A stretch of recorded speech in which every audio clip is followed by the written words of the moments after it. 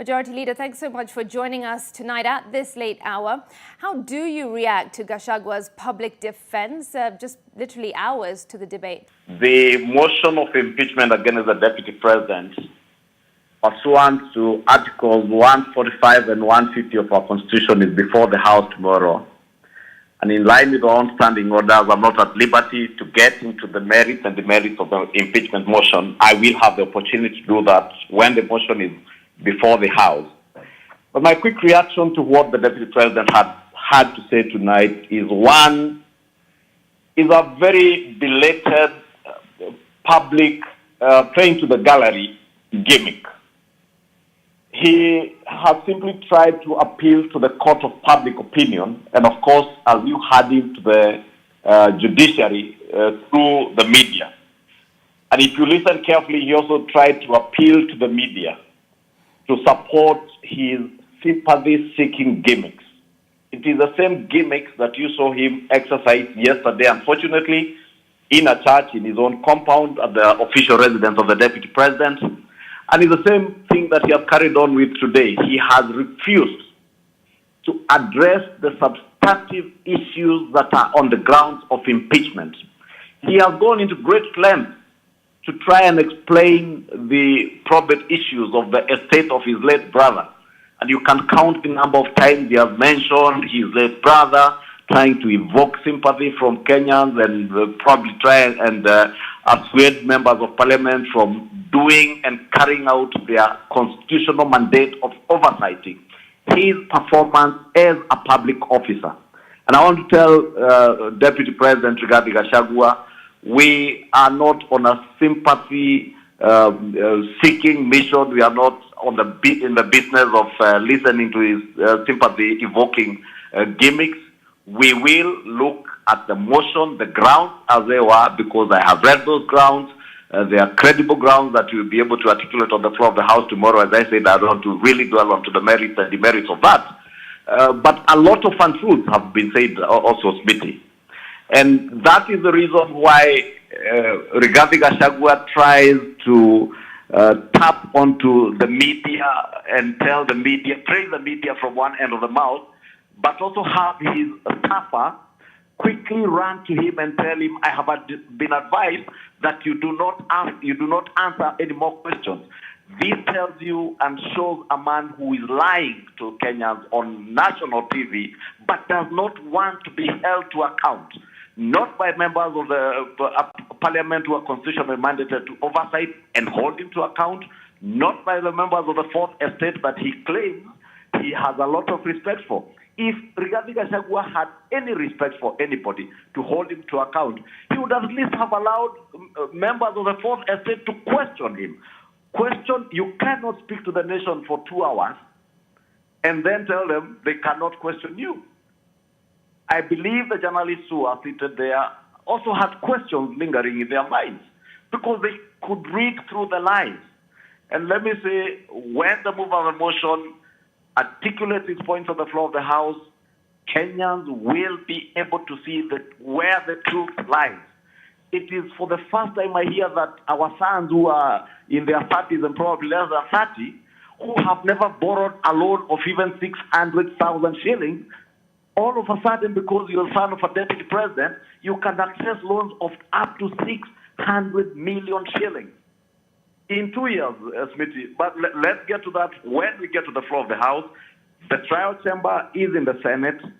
The mover of the motion and his supporting counsel will be able to show Kenyans the kind of person that they are dealing with as their deputy president. And the more reason that all Kenyans must rally behind members of parliament to do their work in oversighting the executive, including RÍGATHî GACHAGUA and the president, the executive, and everybody else, Smithy. Therefore, let me say, we have our day tomorrow. He has had his 2 hours of live. We will have our day tomorrow, the whole day. And he will also have his 2 hours at the appointed time that he has already been communicated to him. We will accord him the dignity, the silence he requires to address issues, not to come and play to the gallery.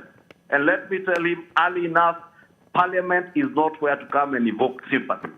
Parliament is where you have been invited to come and address the 11 ground after ground, not evoking sympathy, not playing to the gallery. If Rigathi Gachagua has issues with Adani, he sits in cabinet where these things are articulated. If Rigathi Gachagua has problems with people being moved from the riverfront after Kenyans losing their lives along the Nairobi River, he sat in cabinet. But anyway, let's have our say tomorrow.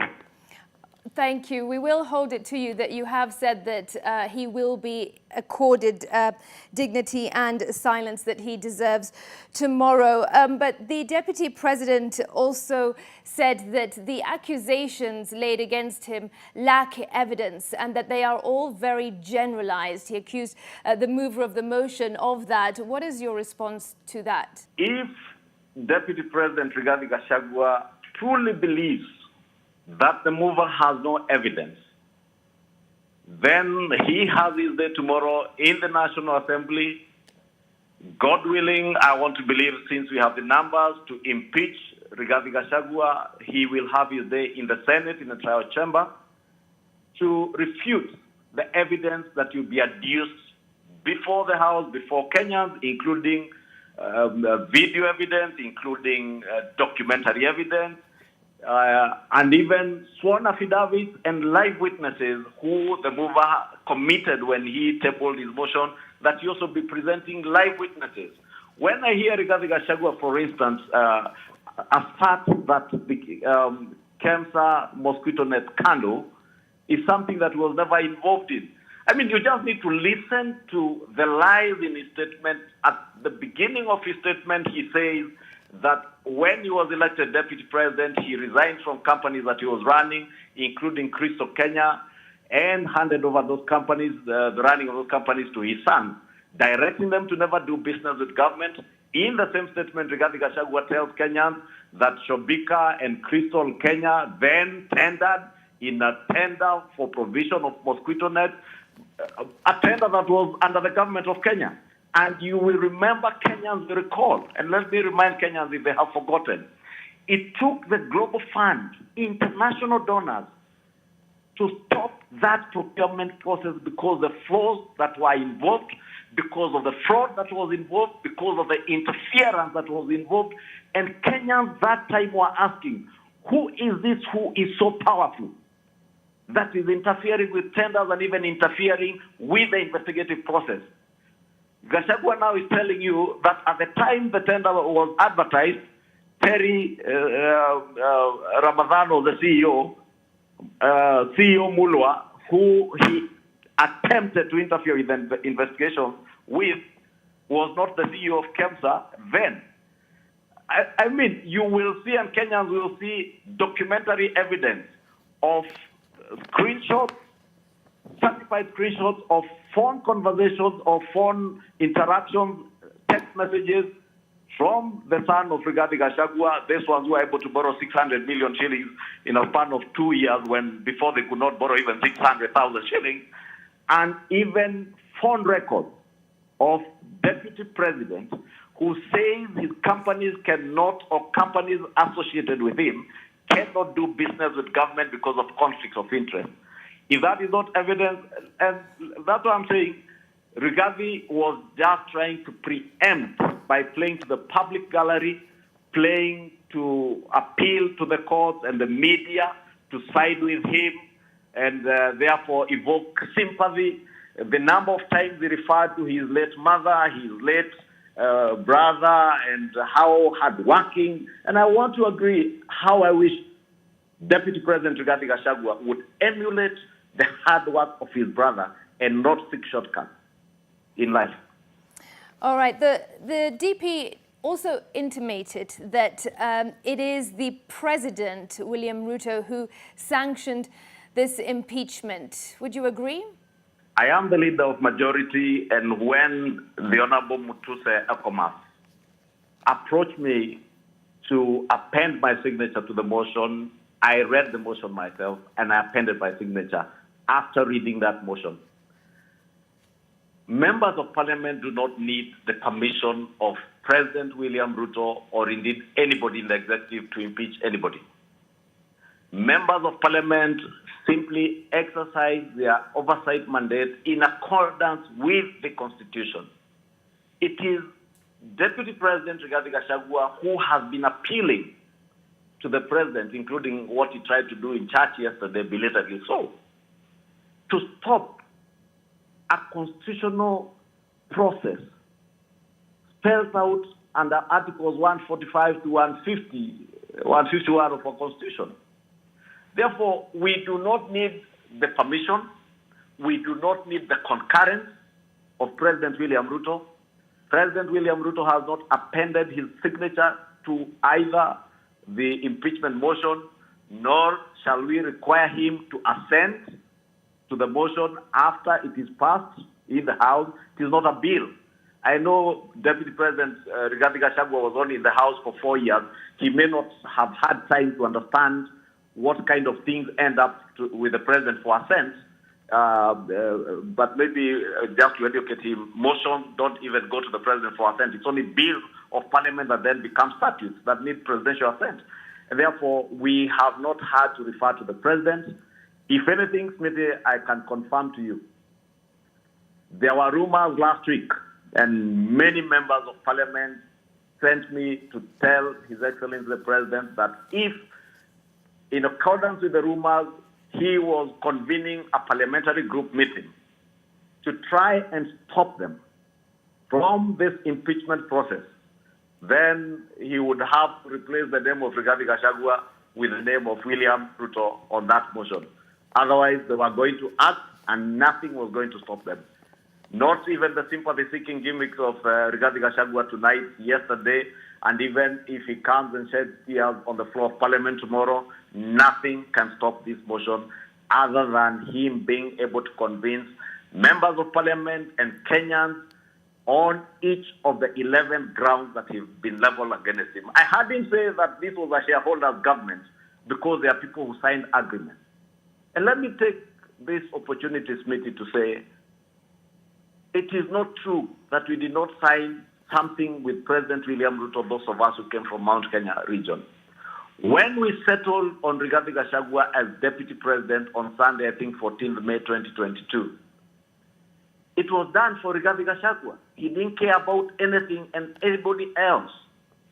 It took about 7 to 8 of us, names I can name, the following week on Wednesday at 7 p.m. to sit with the then Deputy President William Ruto and agree with him, one, on the cabinet positions that would come to the people of Mount Kenya.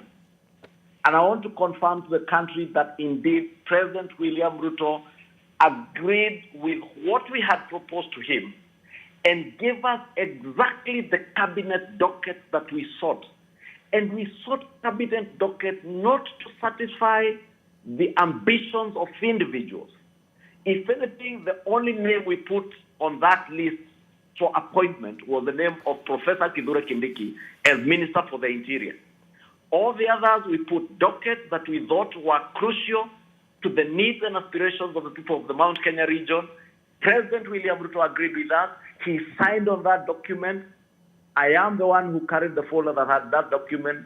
After it was signed, I handed over that document to one Professor Kithure Kindiki, who was the custodian of all coalition agreements. And to date, he has that document. RÍGATHî GACHAGUA has never seen it because for him, when he got the position that he so desperately got out of blackmail, that was the end for him. He didn't care about anybody else. He didn't care about the region. It is only now that he pretends to care about a region that he believes he can use again as a tool for blackmailing government and blackmailing his boss. I'll put in two questions in one. The first part is to just confirm that you're saying that this impeachment was not sanctioned by the president. Of course, you do not need his permission for it to sail through, but I'm asking about the sanctioning. And secondly, what if the Deputy President sails through? What next? Of course, that bridge will be crossed when we get there, but give us some insight from your perspective about the what next if the impeachment does not go through. Smithy, as I have started and as I've said before, we do not need the consent or assent of the President on the impeachment motion. And we never sought his permission.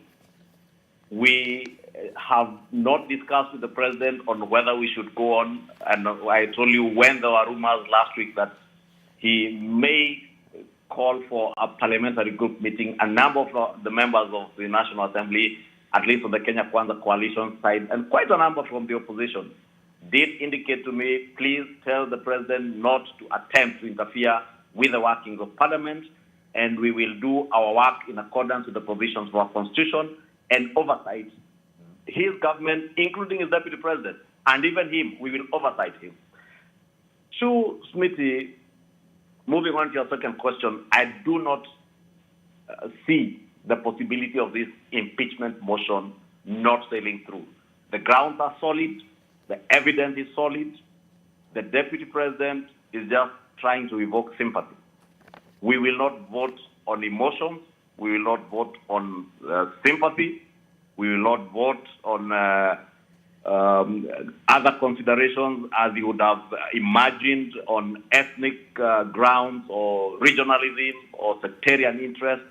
I have had today a number of members of a few, the less than 30 members of Parliament who are in his support, have been all over today enticing members with promises that members have said, this is bigger than promises, this is bigger than the enticement. And I think from this evening, Kenyans also now do agree with us that it is completely untenable to have one RÍGATHÍ Geoffrey GACHAGUA, former Member of Parliament for Madera, former DO, and soon to be former Deputy President, to continue serving in the high office. A high office that Kenyans bestowed with a lot of honor and dignity to him. But he has shown them indignity in how he has carried out himself in that office. He has disrespected Kenyans, disrespected the voters he claims who voted for him, disrespected the party that sponsored him as a running mate to William Ruto, and more than anything, attempted to divide our country at a time we needed to be united more than ever before. I do not contemplate, I do not see the possibility of RÍGATHÍ GACHAGUA getting away with the crimes that he has committed, both under national and international law, the contraventions of the Constitution, gross violation of the Constitution that he has engaged in. And in due time, Smithy, is only tomorrow, members of Parliament will take their votes. After listening to him, as I said, we will accord him the right to be heard. He does know, like everybody else knows, the Constitution does not have that particular provision that we ought to have given him the right to be heard, but we said in line with our own standing orders, we will accord him the right to be heard. We did engage in very extensive public participation. I've had the unfortunate and reckless statements he has said on national TV about how shambolic the public participation was. But he knows, just like he tried to mobilize Kenyans on the 25th of June to cause violence in the country, he attempted the same sort of mobilization last Friday with the extension that was there on Saturday. You saw there was absolutely no mobilization because it came as a surprise to them. He wasn't prepared for the mobilization.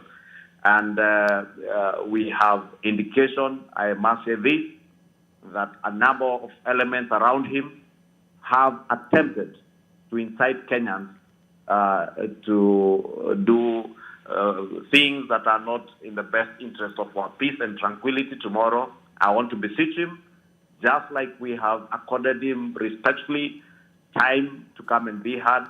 Let him take his time during the day. Let him listen to the grounds.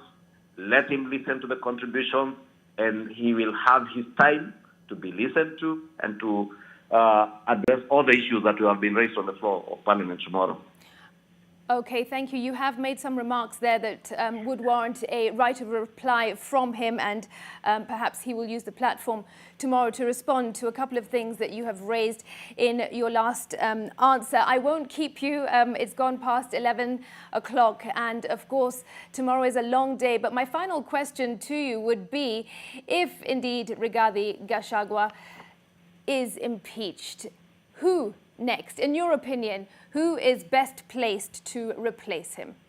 There are 50 million Kenyans in this country, probably half of them adults, many who can fit into that position, and I want to believe the people of Kenya and of course His Excellency the President will be able at the right time to identify another Kenyan who can serve in that position with the dignity that is bestowed in the position and that high office of Deputy President. Somebody who will appreciate that, one, he's a symbol of national unity and he's there to serve all Kenyans, irrespective of the language they speak, irrespective of how they voted. And we have many Kenyans, including Youth Committee, probably should get a sitting with President William Ruto. And so are many other Kenyans, both in the political field and also outside of the political field. I think the President is at liberty to pick any other Kenyan who qualifies. The worst thing that could happen is to continue having somebody of the caliber of Rigathi Gachagua to serve as Deputy President. All right, I knew you wouldn't give me a direct answer to that question, but I still had to ask it, of course.